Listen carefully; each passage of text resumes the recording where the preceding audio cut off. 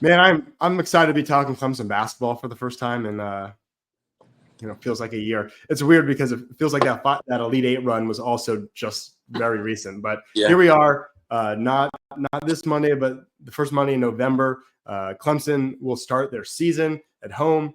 They'll have a couple cupcakes to get rolling, but then they've got a great home schedule.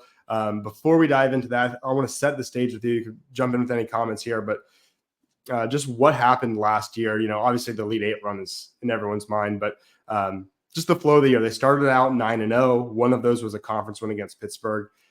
Then they go into ACC play. They immediately lose Miami, UNC, Virginia Tech with a pit game early, which is a weird thing they do. So they're 1-3 in conference play. All that momentum's lost. They split their next 6 going 3-3, and it seems like the season's kind of like not done, but wasting away what we're used to. They go on the road. They beat UNC in Chapel Hill, second time ever. And then they go on this run, including that one, 6-1. And you feel like they're back. They've locked up the tournament bid. But then they lose 2 of 3 to close the regular season. Finish 21-10. Pretty good. Feel okay. They didn't get that double bye in the ACC tournament. We still feel okay. Boston College is not that good. They already beat them. They get blown out by 21 to Boston College. At that point, what were you thinking, Houston? I was like, this isn't it. And it sounds terrible at the time. I was just like, man, I'm kind of hoping for like an upset loss so that the seat can be hot. We had seen this song and dance before. We were all like, oh, whatever.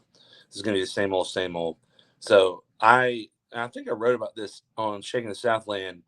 I was happy to take an L in the tournament last year, and all my takes and all the hate and everything like that, to see the basketball team come out and play like they did, to have Alabama in a position where Alabama had to fight to win in the Elite Eight.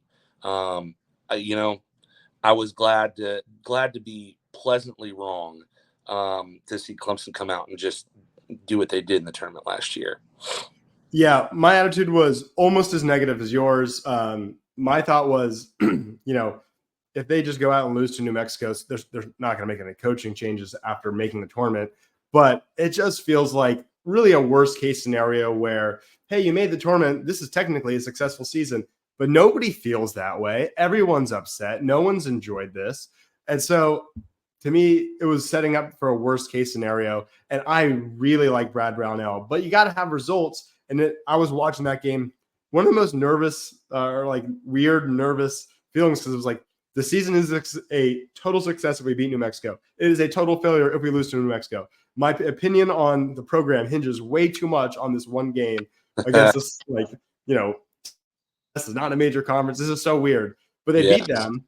Then they beat Baylor, who's the best win in school history. Then they beat Arizona, which surpasses that as the best win in school history. The last time they've been to the Elite Eight once, but I think it was like Utah State, BYU, and Lamar, which respect, but not the same. And then they lose to Alabama. But like you said, Alabama was so hot. Honestly, Alabama got a little lucky to just be shooting that well. And I know we did too against Baylor and Arizona to some extent, but Alabama was insanely hot. I think we're the better team. And so that was just an insane run. The most fun sports run since Clemson was winning national championships, like since 2018. So that's the backdrop. So I want to start there. Now let me share this, because I think this is interesting to say the least. So Clemson loses a lot, man. PJ Hall, leading scorer. Joe Girard, 3-point assassin, set the school record with 105 made 3-pointers. He did also set the record for 3-point attempts, but nonetheless, record-breaking 3-point season. Jack Clark, who I criticized a lot, but he was locked down on D and came through in the tournament. Godfrey, kind of a Charles Oakley type physical guy, but came through in the tournament. Beadle, not the biggest loss. He's going to Boston College. Hemingway, good 3-point shooter, but I put the numbers there so you could just see how few attempts he had because he was always hurt. He's off to Vanderbilt, and then Boslida exhausted his eligibility. He was honestly expected to be more of like a fill-in, minimal minutes for PJ Hall. And to be quite frank, he didn't really live up to those hopes. He did hurt his shoulder, but also he kind of struggled when he did play. So let's start here. Let's talk about the losses. I think they're pretty significant. Just your thoughts on these. Yeah, I mean, losing Hall and Girard, that's pretty devastating. I mean, I, I'll talk more about the arrivals and who's left and how there is a lot of positivity around what's there. But, Hall and Girard, Hall is one of those types. He's been at Clemson for, his entire run since the 2020 season. He's been at Clemson guy. He's going to be one of those that's going to be remembered. So not just from the scoring factor, but he kind of had the it presence of Clemson. He's going to be kind of remembered in that lore of, a Trevor Booker or a James Mays or Buckner. PJ Hall is that. He's going to be kind of the guy from this Elite Eight run. But much like we remember those types, Joe Girard, to me, and I love Terrence Oglesby. Terrence Oglesby was the one I wanted to be growing up. Joe Girard has, in 1 year, kind of surpassed that productivity that Terrence Oglesby was able to do. There were a few times Girard, I feel like, could have been a little bit better, and there were times that I feel like he might have been off his game in crucial moments. But at the same time, he came through clutch in the tournament. He hit shots. He was everything anybody wanted him to be, which was that guy on the outside. He had handles, but he could also shoot the lives out of the ball. That's what he did. He did that. So he's the Terrence Oglesby that actually was able to make it to an Elite Eight. I hate that Terrence Oglesby got knocked out by Villanova back in 2008. I think that tournament it was a joke. In that one, that was a really good team, but I think this one was for Terrence Oglesby. This one was for T.O. Joe Girard was for T.O. on that one. So those two are the biggest. Now the others, I mean, if I'm being honest, I feel like a lot of what's coming in may actually be better. You look at Beadle, he didn't produce a whole lot. Hemingway was hurt a whole lot. Lyda didn't produce. And then Godfrey's one that, and Godfrey and Clark was one that, he was going to exhaust his eligibility. He was good on defense, spotty when it came to shooting. Godfrey's the only one that kind of disappointed me that he went to the pool. He had a lot of potential as far as being that guy in the post that he may have not had the size that PJ Hall had, but he was a physical specimen when it came to post play. He's got the body of a defensive end. And when you have somebody like that knows how to get to the rim, knows how to protect the rim, that's going to be somebody that's going to be really good if they develop the right way. So out of all of those, the one that I was most disappointed about of the portal was Godfrey. But if you talk about arrivals, there are some others that I'm actually intrigued to see just because I really like some of their film. And so it's not a total loss. Let's jump right into that. So I think the guy, and feel free to disagree, but the guy that I thought was the most direct kind of RJ Godfrey replacement, and I think Godfrey left, maybe it was going to be hard for him to start. Maybe Georgia just gave him a lot of money. I don't know. But either way, Miles Foster seems like he'll probably come off the bench, but play tons of minutes. So it's a very similar role.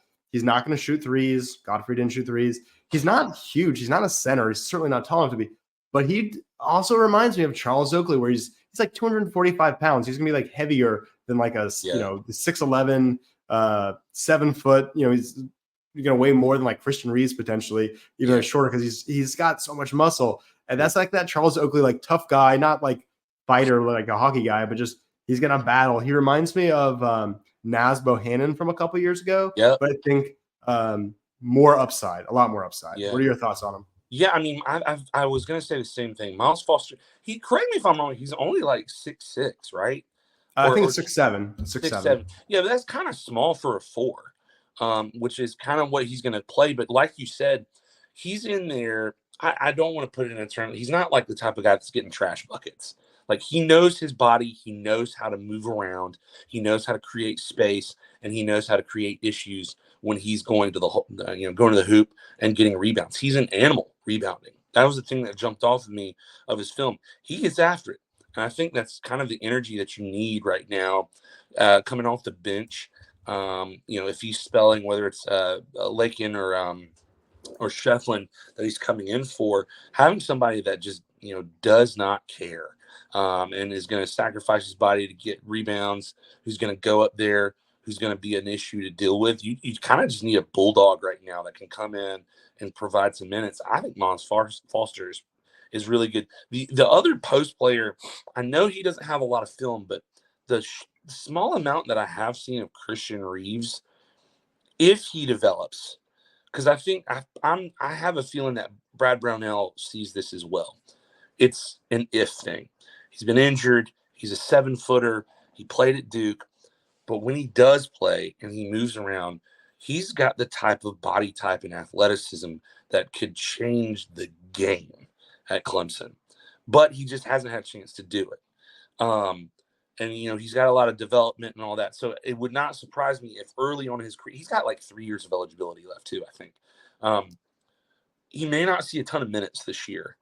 But as time goes on, he might be the type of person that if Clemson is able to put it together and have a turning run, you take out somebody experienced like Lakin or Shefflin who does really well. They're both big physical bodies. And then you put in a 7-footer that knows his body now and can move around. That is almost impossible to stop in the late season. I mean, you think about who's the big tall guy for UConn that – Klingon. Yes. And maybe not necessarily in that, but it could be if you got a Klingon type. I don't think you can like shoot it or anything like that. But you have a 7-footer and he's good. That's a problem come March. And I think that's the gamble. That's the gamble that Brad Brownell is willing to take with this. Is he's going to hurt. Could be a risk. This could also be a program changing talent that you get down there. Yeah. So to that point, let me pull this back up. So PJ Hall leaves. You're not going to replace him with one guy. He's I think a top 10 player in school history, right? He's kind of right there with like a Trevor Booker type. So to replace him, you get Victor Lakin from Cincinnati. He's had some injury issues, but I think when he's healthy, he's going to be maybe not 18 points, but maybe like 10 to 12. And then you got to remember PJ Hall, honestly, not a great rebounder given his size. He was getting like 6. And so I think you can expect about that from Lakin. And then Foster, he's going to, I think, have the role that Godfrey would have had. And check this out. I was just pulling this up while you were talking. So PJ Hall, his defensive rebounding percentage, which is how many rebounds of the available rebounds that he could have gotten, did he get? He was at 18.1% last year. So that's defensive only. Oh. And then you look at Miles Foster, 23.6. That's 82nd nationally. So just like you said, just a real ball hawk, just going to go crazy fighting for the rebounds, use his strength. So really an upgrade there from a rebounding perspective, certainly not scoring. And then Christian Reeves, he's backfilling Bas Lida, but in a very different way. And that I think he's already going to be better than him right from the jump and play more minutes because he's not behind Hall, he's behind Lakin, which is a big difference. But like you said, I think it was a medical red shirt. So he's still got plenty of eligibility left. I think he's a guy that helps now, his depth, but helps long-term eventually a starter when Lakin's gone. Foster's gone. I mean, I think that's 1-year guys. So he's going to eventually be expected to do a lot. This is kind of his work-in year. Let's talk a little bit about Jack Clark. We touched on him.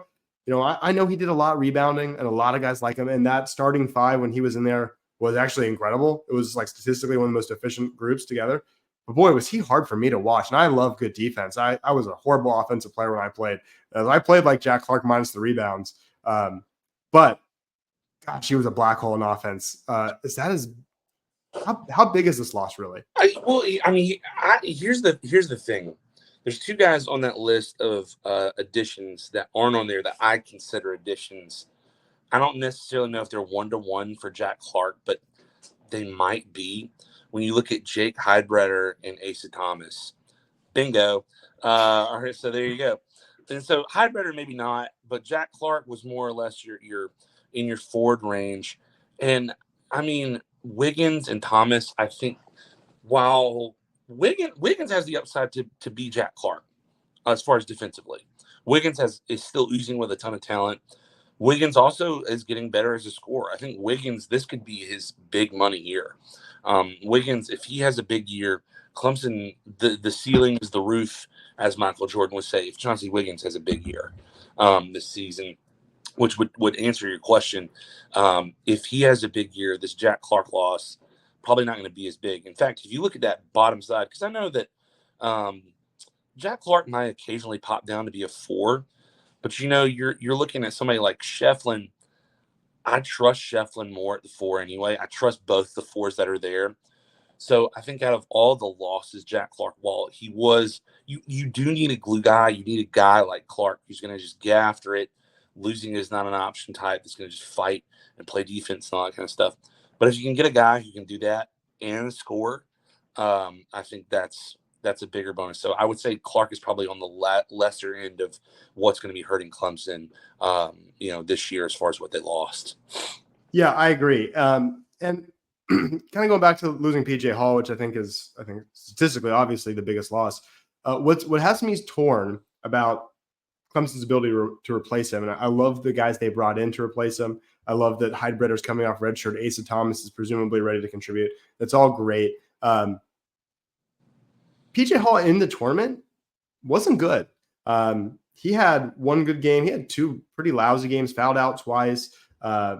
He had one game where he went, only one of those games did he put up 15 or more points and 5 or more rebounds. He struggled at times, right? Mm-hmm.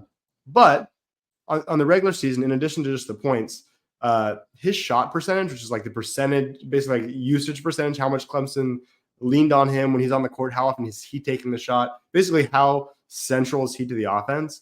He was 34th nationally. So Clemson leaned on him. He's number 1 in usage percentage for a single season of all Clemson players of all time. So they revolved when he was on the court. And of course, he did foul out sometimes, but when he was actually on the court, they really revolved the offense around him. So that's my concern with PJ Hall. Do you see enough playmaking here? And we do. There's another transfer we haven't talked about. It's probably the most significant one. But do you see the playmaking here to make up for that? Well, while I don't see you knew you were going to get between 15 to 22 points out of PJ every game. I think part of what they went to this year is it's not like PJ Halls grow on trees. So you're going to have to kind of make up for that with some of what you're getting. So if you can get a guy like Victor Lakin, and he may not be able to get you that 22 to 25 dominant performance, but you can get 12 to 18 points out of him, and a Foster that can supplement when he's in, or a Reeves who can supplement an additional 8 to 10 points. It may not be a one-to-one thing where the offense is revolving. You might have to actually get creative with what you do with your set pieces, but you still could get that production if, something like what you said, Foster's a better rebounder. Lakin might be a good rebounder as well. You might be using them in different ways than what they were doing. Because, think about last year. They were having PJ Hall pop out a lot. Personally, I think they used PJ Hall way too much beyond the three-point line. I think that was something that I'm sure somebody said, hey, you probably need to start developing a shot like this if you're going to go play in the pros. They shot 32% from 3, which is not helpful. It's not. And, look, for a post guy, maybe that's not the worst. But you think about games like that where you're just popping out. I can't remember which one. It was like later in the season, he just kept popping out and just kept missing them. And you're just like, man, there's a better way to do this. And so maybe without somebody like him, you're able to utilize strengths in Lakin and Shefflin and Foster and Reeves and Wiggins to get them to play that way. It may not be as central, like, all right, we got this one dude, but you have a bunch of guys that may be able to do things a little bit differently that could shake things up this year. So, yeah, I think that's the long and short of it this year as far as, you don't have a central guy, but I don't think the production will be fully gone. Yeah, and I think the game you're thinking of was the late road loss at Notre Dame. He was 2 for 10 from 3, which that's exactly it. That kills you, Yeah. One guy we got to talk about is Jaden Zachary. He's really the biggest name transfer. He was really good for Boston College. Obviously, Clemson played Boston College twice. He totaled 40 points in those 2 games, of which Clemson was 1-1 against BC. He's a good 3-point shooter, but that's not like his main thing. So it's very different having Hunter Girard versus Hunter Zachary. Zachary's more of a Chase Hunter type, where he's a slasher. He's going to create. He actually had more assists per game than Chase did last year. So they're both kind of combo guards. but he can shoot the three. So I'm going to pull up some of these 3-point percentages. He shot 40.5% last year. So that's pretty good. I think you're looking at him as one of the two guys are going to be counting on for 3-pointers. That's not his game. So I think we're going to see a different style. Clemson shot a lot of threes last year with Girard in particular. I think there's going to be more attacking, more aggressive cutting, more aggressive driving.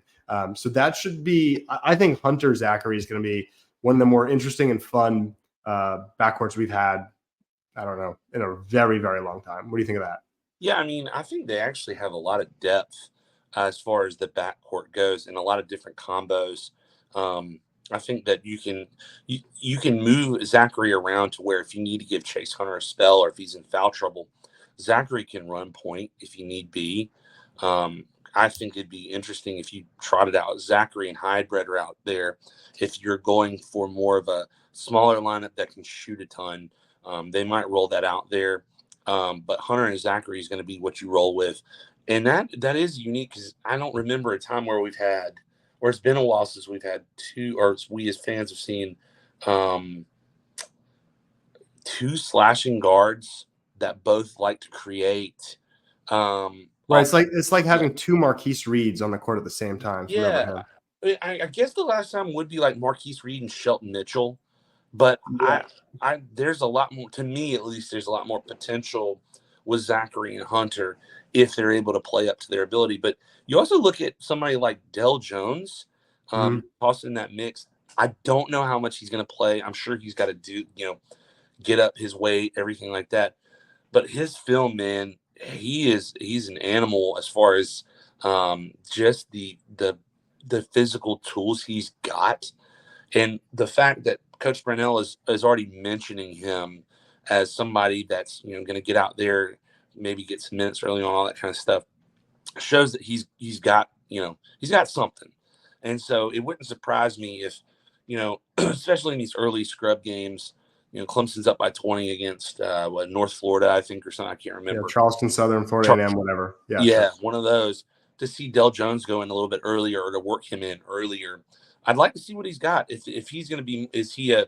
What I'm curious about, and this is always the big thing going from high school to colleges, is he going to be a Chase Hunter or a Jaden Zachary, or is he going to be like a Rod Hall, where he's good, he's just going to be a distributor, but just seeing his physical attributes, he could be a lot more than that too. So I'd like to see him early on get in there, and if he's worth it, let's see what he does. Yeah, I could see him kind of filling the Josh Beadle role, but having more long-term upside.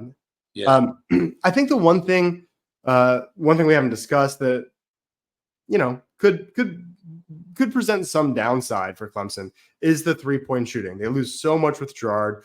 Yeah, I know Hemingway wasn't healthy, but they do lose at least the potential there. I don't love that PJ Hall shot as many as he did, but he did make 52 3-pointers last year. He shot 165, actually second most on the team. Not the best strategically, in my opinion, but nonetheless, he shot a ton of them. Clemson's got to make up for all these made threes somehow, or maybe not all of them, but a lot of them. Zachary helps. Hydebretter helps. I think those two additions are the biggest way you do that. But I've highlighted 3 guys in yellow here. Shefflin shot 47% last year. He's not going to do that again, but can he shoot close to 40%? With greater volume, he only shot 49 attempts. He only made 23. So great percentage, but low volume. You almost want to double the volume and see if he can hold it close to 40%. Wiggins, can he continue to get better? And then Chase Hunter was abysmal all season from 3. Very ends, not all season. He was really abysmal for the first 2/3, and then he picked it up, and that numbers actually went up a lot. It was just way lower. And then he was very good in the tournament. Can he continue kind of the way it ended and be more of a 35, 36, 37% guy? If so, they're fine. But if Hunter's still a 31, 32% guy, if Shefflin regresses, they could be in trouble and not have shooters. What do you think about that? Well, I look at it as like, all right, if Shefflin can keep it towards 40 and Wiggins keeps it up, and you have Zachary and you've got Hydebretter that are more known shooters. If Hunter stays at that low range, because I mean, I don't have the numbers pulled up, but I don't think he's ever been really that strong in the 3-point shooting in the years that Clemson's had him. But one person that, again, we don't know because we haven't seen him, that could maybe be a supplement if he's, 34% 3-point shooter, would be somebody like Asa Thomas. That's part of the reason why he's been brought in is he's a bigger guy. He can shoot it. He might be the person that gives Chauncey Wiggins a spell. And so that's the great unknown. So at one time, on one side, what you said is correct. You could be at a loss for shooters. But at the same time, if those numbers hold similar to what they are, maybe Shefflin drops off a little bit, maybe a couple others pick up the slack. What if Asa Thomas comes in and shoots 35%, 36%? Yeah, and I've heard he's been comped to a young Hunter Tyson, right? So that's in there. Yeah. And so if you have that, you may not need a guy to up the percentages as much as it is him come in and supplement for what's not there, which is what I could see. Is that Shefflin's shooting at higher volume, so maybe he's a little lower, but he's still shooting well. And Hunter kind of stays the same. Maybe Asa Thomas comes in instead of having this as not as many shooters, you just have more that are kind of around the same range. It could be a completely different looking team if you think of it in that way. If you have, two guys that are shooting close to 40, three guys shooting close to 40, and then a bunch of other guys that are shooting like 35%, that changes the dynamic of scoring on this team. And it might provide kind of that answer to the prior question of how does this team kind of score and who goes through what and what goes through who in this, if you got more shooters that are more dispersed throughout the roster. Yeah. And, as we're talking about a team that's very even in terms of there's not like a PJ Hall that's going to be very heavy in usage percentage and kind of the locus central point of the offense. You have different guys pop off. Chase Hunter has a chance to be a superstar. Right?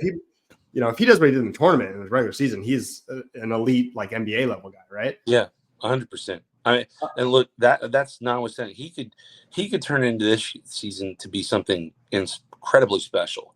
I'm not leaving that out at all. Like he's already a great point guard, one of the best in Clemson history. It's just 3-point shooting has not really been his forte as much as it is, somebody who's a driver, slasher, he can kick it out, do all that kind of stuff. But if he has 3-point shooting to his game, that changes the whole dynamic of the season. Yeah, and he regressed last year. He was better the year before that. Let me see. He was 35.6% the year before, and he was 34.5%. So if he can even get back to that, and last year can just be, a dip, Clemson's probably okay then. Yeah. Wanted to hit you with two last things. I thought it was really interesting. Clemson gets, so the top three teams in predicted order finished by the media in the ACC, Duke, UNC, Wake Forest. Clemson gets them all at home, which works in your favor in a big way. If you could win two of them, now you've got huge advantage, tiebreakers in the standings. If you still lose them, then you're really in trouble because you've lost 3 home games or maybe 2 home games, and then you got to pick up some road wins against like Pitt, right, which is gonna be really tough, or games like that. So that's an interesting wrinkle. I'm gonna ask what you think about that, but I also want to mention Clemson gets, in addition to Duke, UNC, and Wake Forest, they also get Kentucky at home. South Carolina's on the road. What home game are you looking forward to the most? So I guess your thoughts on the schedule with some of those home games, ACC, and just in general, who you're looking forward to. This is one of the coolest home schedules they've ever had because it's not just Kentucky, UNC, Duke. You get Memphis at home. Oh, yeah, sorry. You get Memphis at home too. So you get 3 true blue bloods and one that's, a very proud program in Memphis. And early on, at least, you've got to feel confident that you've at least got a shot in those 4. I'm not going to say that they're going to win all of them. That's a tough task to do. But you feel a lot more confident now. Cautious optimism, that's going to be the key words going forward. It's cautious optimism that Clemson can put this together and do something pretty good this year. I think that they've got the lineup to do it. I think there's a lot of a little more excitement on the recruiting trail. And so it's going to be an interesting year. I want to see how they market these games because I don't recall as early a season game as big as this is in Clemson with Kentucky coming to town. Right. That's going to be fun. I'm looking forward to that. If I can find a way, I'd love to go just because you don't ever see this. And so I would say that's the most exciting game. But the home schedule itself is really, really unique this year, and I'm really excited for it. Yeah, that's the Tuesday before the ACC championship, December 3rd. So I'd probably say Kentucky is the game I'm most looking forward to, excluding, which ones I'm going to actually attend, but just, on its face. Kentucky, Clemson has a pretty good chance to win that one, 69% according to KenPom. And speaking of KenPom, let's take a look here. Whoop, there we go. Okay, so last year Clemson finished ranked 19th in the KenPom rankings and went 21-10, 11-9 in conference. This year, very similar prediction, but a little bit more weighted towards ACC success. Clemson was insanely good in non-conference play, as I mentioned, starting 9-0. But what I think, to me, this makes a lot of sense. The ACC is getting weaker by virtue of adding Cal, Stanford, and SMU. Clemson will play all of them. They play everybody once at least, right? Because it's still this huge 20-game schedule. The 20-game schedule makes more sense now that you have this outrageously big conference. They play their rivals, which is Florida State, Georgia Tech, twice. And there's one random team because the math doesn't really work. And that random team this year is Virginia Tech. So a pretty favorable draw for Clemson. What do you think about KenPom's projection? Kind of where do you stand on this? I would agree with that. I'm, again, cautiously optimistic that Clemson can hit that number. I think if you go 21-9 this year, 21-9 and 13-7, likely you're going to probably be the same seed in the tournament. And likely you'll be a dangerous team to have to play in the tournament next year if that's what it holds. The thing that is concerning is, the last time this happened, Clemson had gone to Sweet 16. They had taken Kansas to the wire. Everybody was feeling good. You had Amir Sims coming back. And then it was just a wet fart the next year, and you end up losing to Wichita State at home in the NIT. Oh, man. And that was brutal. It was brutal. And so this is kind of the, you've had the prove it year for Brad Brownell. He proved it. He got the Elite Eight. Now it's all right. Can we really see something being built here?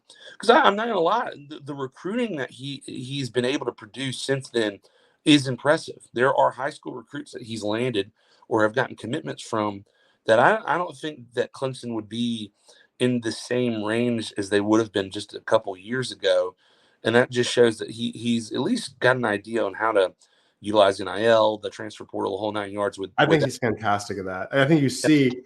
He's used NIL and he's got big time transfers like Joe Girard, who could have gone to LSU, chose Clemson because of the culture, and I'm sure the money was good enough. And then that leads to winning, and that leads to better high school recruits. And then you get that ball rolling. So we'll see if this is the year. Again, I'm not going to be mad if this team doesn't go as far as the Elite Eight this year. No, certainly not. I think that any rational Clemson fan is going to be pleasantly happy if Clemson makes it to the tournament this year, because you got no PJ Hall. You're in kind of an odd little year. So you get there, and if you win the first game, everything from that point is a bonus. That's my view too. If they miss the tournament, to me, that's a huge failure. Mm-hmm. If they make it and they can't win a game, I'm not going to call it a failure, but I'm not going to be particularly stoked about it. You win an NCAA tournament game, that is really impressive. Do you know how many times Clemson's won NCAA tournament games in consecutive years?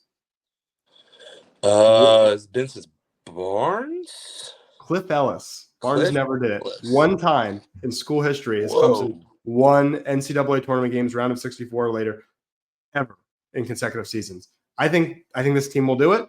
I think they've got a better than 50-50 shot to do it at least.